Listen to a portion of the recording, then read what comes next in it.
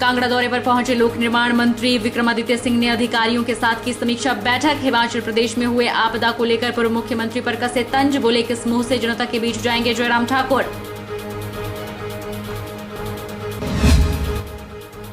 करोड़ों का रेवेन्यू देने वाला बीबीएन अभी भी कई मूलभूत सुविधाओं से पिछड़ा। नालागढ़ के दबहोटा में क्षतिग्रस्त पुल की 3 महीने बीत जाने के बाद भी किसी ने नहीं ली सुध।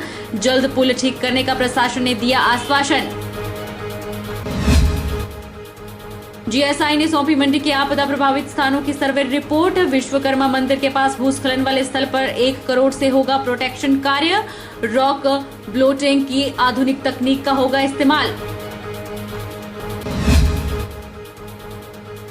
और मौसम ने बदली करवट, हिमाचल को ठंड ने जकड़ा। लाहौल घाटी में भी हुई बर्फबारी, ग्रामीण इलाकों में बढ़ी ठंड। रोहतांग दर्रा और मनाली की पहाड़ियों में भी हिमपात जारी।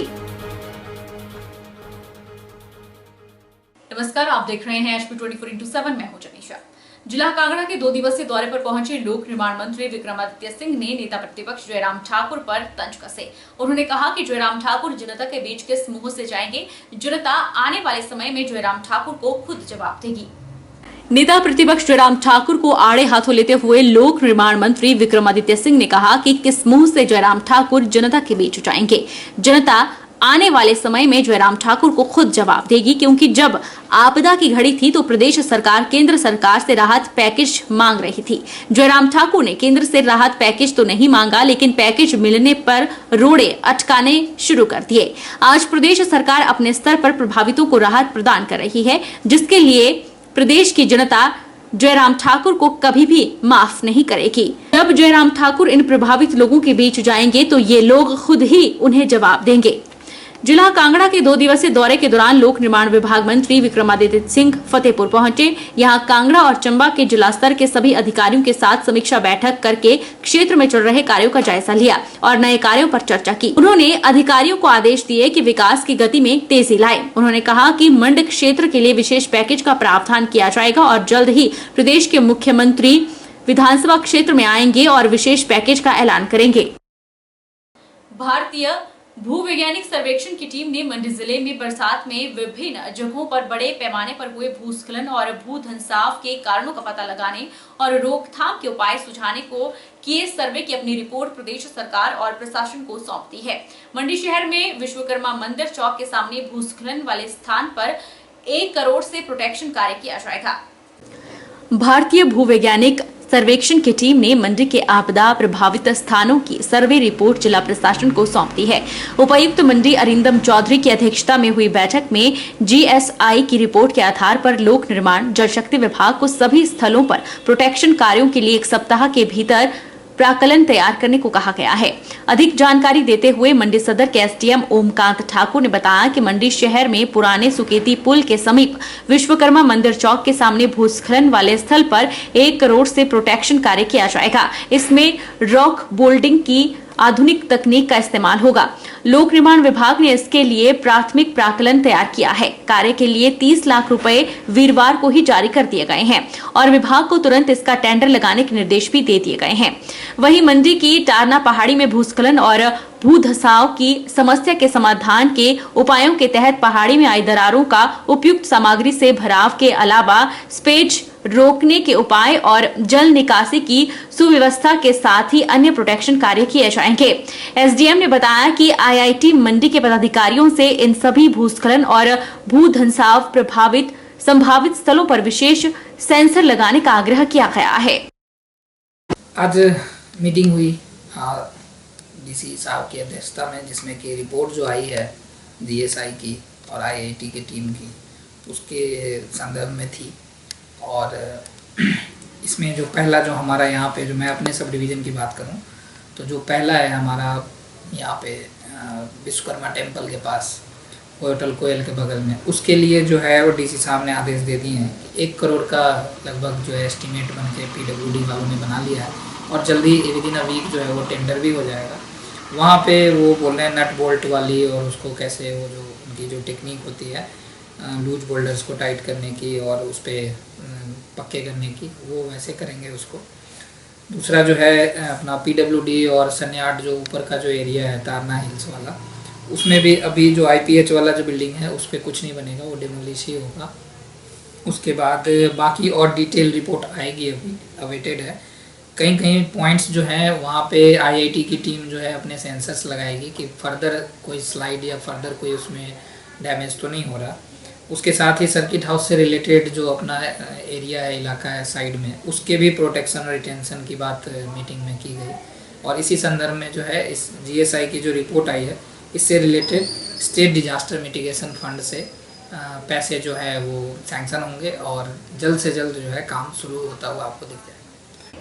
SDM ओमकांत ठाकुर ने लोगों से आग्रह किया है कि वे क्षतिग्रस्त भवनों में ना जाएं, इंजीनियर आर्किटेक्ट की सलाह के बाद ही भवन निर्माण करें ताकि सुरक्षित घर बन सके।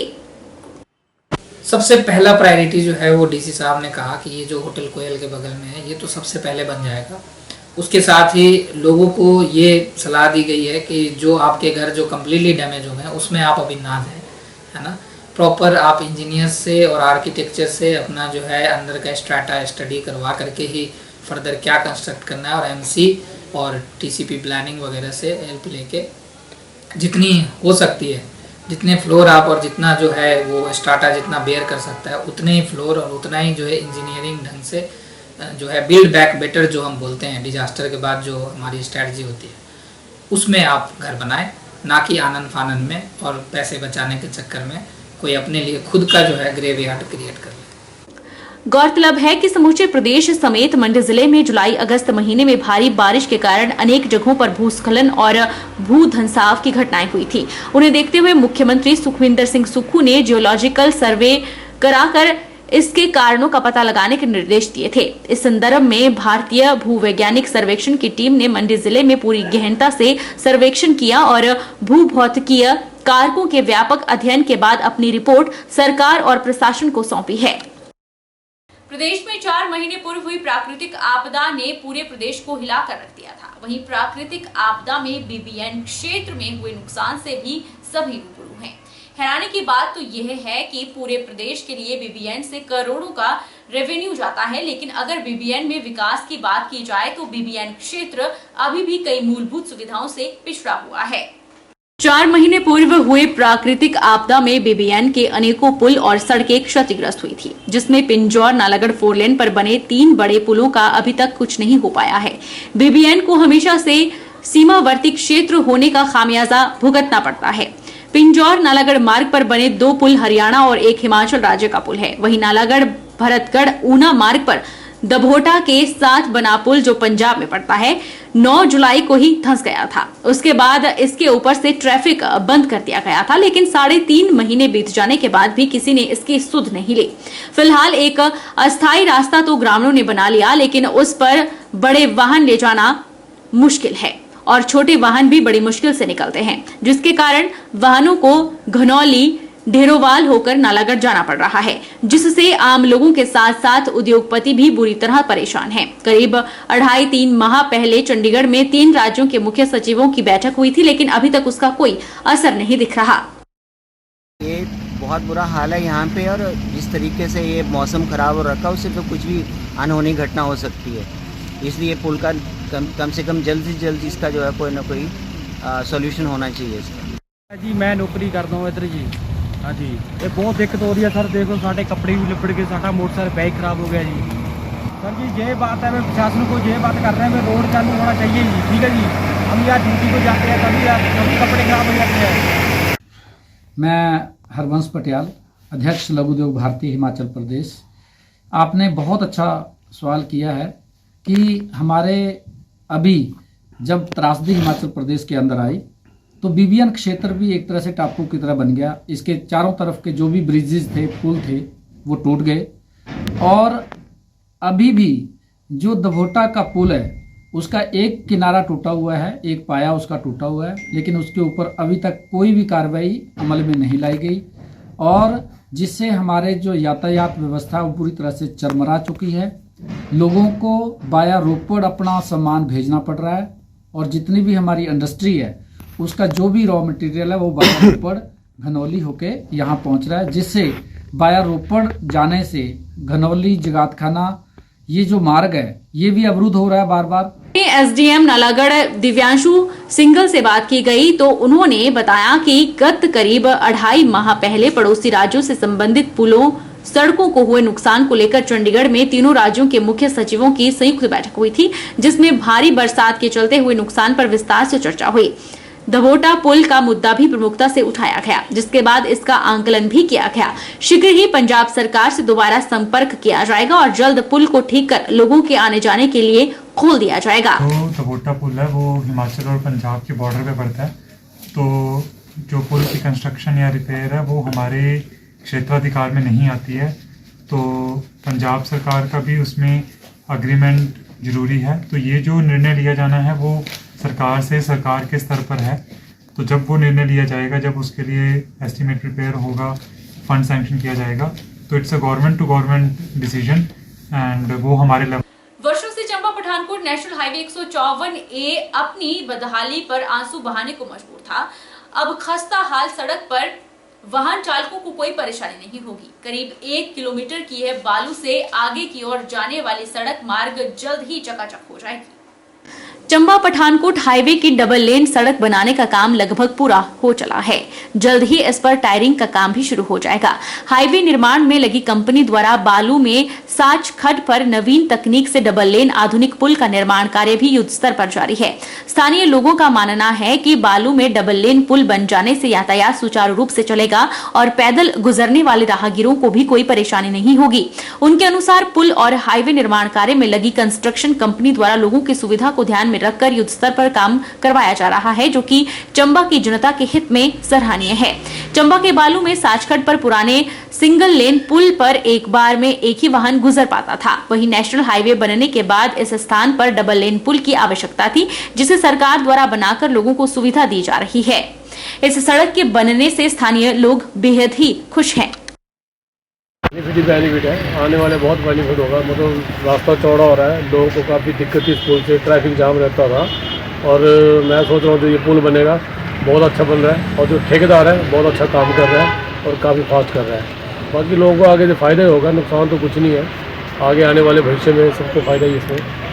और मतलब जो पुल का जो बन रहा है, मतलब काफ़ी टाइम से दिक्कत थी और ये दिक्कत ख़त्म हो रही है। ही फायदा होगा। चंबा वैसे एकदम बैकवर्ड है, अगर ऐसे हमारा 4 लेन हो जाए, चलो अभी जो 2 लेन का वो है, तो आने वाले दिन में काफ़ी सड़कों का सुधार हो रहा है, तो इससे बहुत फ़ायदा होगा, बहुत फ़ायदा होने वाला है। पहले तो ये कंजस्टेड था, तो यहाँ जाम लगा रहता था, एक तो जाम से छुटकारा मिलेगा और आने जाने में टूरिस्टों को भी और चंबा के जो लोकल वो है सभी को बहुत फ़ायदा होने वाला है।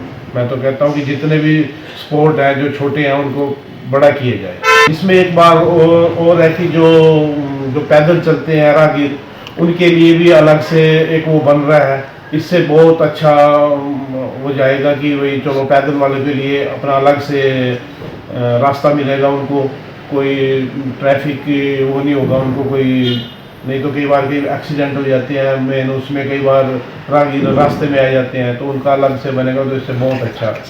मंडी शहर के स्कूल बाजार में डंगा गिरने से सड़क धंस गई है। हालांकि घटना में जानी नुकसान तो नहीं हुआ, लेकिन बिजली के खंभे को नुकसान पहुंचा, जिस कारण स्कूल बाजार में विद्युत सेवा बाधित रही।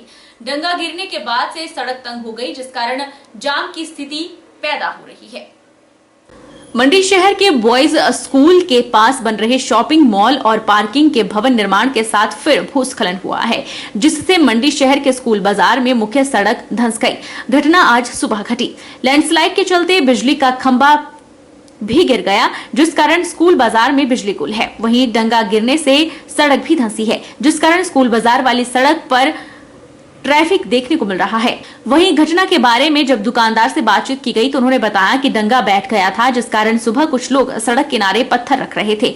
करीब 2 घंटे के बाद डंगा गिर गया, साथ ही बिजली के खंभे को भी नुकसान पहुंचा है, जिस कारण बिजली की तारें आपस में उलझ गई और विद्युत सेवा बाधित है। उन्होंने बताया कि 4-5 महीने पहले भी सड़क धंसी थी, बैरिकेड लगाए गए, लेकिन सड़क को लेकर कोई कार्य नहीं हुआ। अब फिर वैसा ही हुआ है। उन्होंने कहा कि जल्द से जल्द सड़क को लेकर कार्य किया जाए ताकि लोगों को असुविधा ना हो। तो मम्मा है तो यहाँ पे थोड़ा सा काम करना, पत्थर वगैरह रख रहे थे, शायद थोड़ा ये डंगा बैठ रहा था यहाँ पे, तो फिर थोड़ी देर के बाद 1-2 घंटे के बाद यहाँ पे जो पोल था बिजली का वो शायद दंगे के बैठने के साथ पूरी तरह धंस गया और जो आपका ये है बिजली की तारें वगैरह जो भी है वो आपस में उलझ गई और अब आप देख सकते हैं कि यहाँ पे इलेक्ट्रिसिटी नहीं है, जिसका मार्केट में भी काफ़ी असुविधा हो रही है। और जो आप देखेंगे कि कम से कम 4-5 महीने हो चुके हैं जब ये रोड गिरा था, तो उसके बाद से अभी तक सिर्फ बैरिकेड्स किए गए हैं, नीचे से कोई काम किया नहीं जा रहा है, मतलब रोड के लिए कोई काम नहीं किया जा रहा है। तो अब थोड़ा सा बरसात का टाइम फिर से आ गया है, बारिशें हो रही है, तो बारिश के कारण जो क्या है फिर से शायद ये धंसने लगा है और आप देख सकते हैं किस तरह की जाम की स्थिति उत्पन्न होगी। आप एक बार जरा कैमरा देखिए, वहाँ पे लेके जाइए। आप क्या चाहते हैं और हम तो यही चाहेंगे सर कि लोगों को असुविधा ना हो, और जो इतना डिले हुआ है ये होना नहीं चाहिए था, वैसे इस पर प्री एक्शन लिया जाना चाहिए था इतने टाइम तक छोड़ने की। और ये बहुत ही बिजी रोड है, तो अब आप देख ही रहे हैं कि जाम लगा हुआ है, लोगों को असुविधा हो रही है, हम दुकानदार लोग यहाँ पे ले बैठे हुए हैं और यहाँ पे लाइट कोई है नहीं इस टाइम पे। अब लाइट का कोई पता नहीं है आज आ पाएगी नहीं आ पाएगी। उधर हादसे के बाद विद्युत सेवा जैसे ही बंद हुई, उपभोक्ताओं ने तुरंत बिजली विभाग को शिकायत की, जिस पर विद्युत विभाग के कर्मी मौके पर हैं और तारों को ठीक करने में लगे हुए हैं ताकि विद्युत सेवा जल्द बहाल हो सके। यहाँ सर मेरे को देखा नहीं, वैसे स्लाइडिंग हुई यहाँ नीचे, और हमारे जो जब तक पता लगा मुझे कंप्लेंट आई तो हमने देखा कि वहाँ देखा तो यहाँ पर हमारी तारें टूटी हुई पड़ी हुई है, बिजली खंभे गिर गए थे और हमारी तारें टूटी हुई थी, ये देखा मैंने, बाकी और कुछ नहीं देखा। हम इसको भी ज्वाइन कर रहे हैं, हम इसको जोड़ रहे हैं तारों को। हमें उपभोक्ता की जब कंप्लेंट की हमारा टेलीफोन नहीं चल रहा है, हमारा नेट नहीं चल रहा है, तो उसकी कंप्लेंट को देखने आए तो हमारे यहाँ खंभे तारें गिर गई हुई थी, तो उसको हम जोड़ रहे हैं। बता दें कि बॉयज स्कूल के पास शॉपिंग मॉल और पार्किंग के निर्माण का कार्य हो रहा है। 14 जून 2023 को भी मंडी शहर के स्कूल बाजार के मुख्य सड़क का एक हिस्सा गिर गया था, जिस कारण सड़क में दरारें आ गई थी। वहीं दोबारा इसी सड़क पर फिर डंगा गिरा है। वक्त चला है छोटे से ब्रेक का। ब्रेक के उस पार फौरन लौटेंगे, आप बने रहिए हमारे साथ।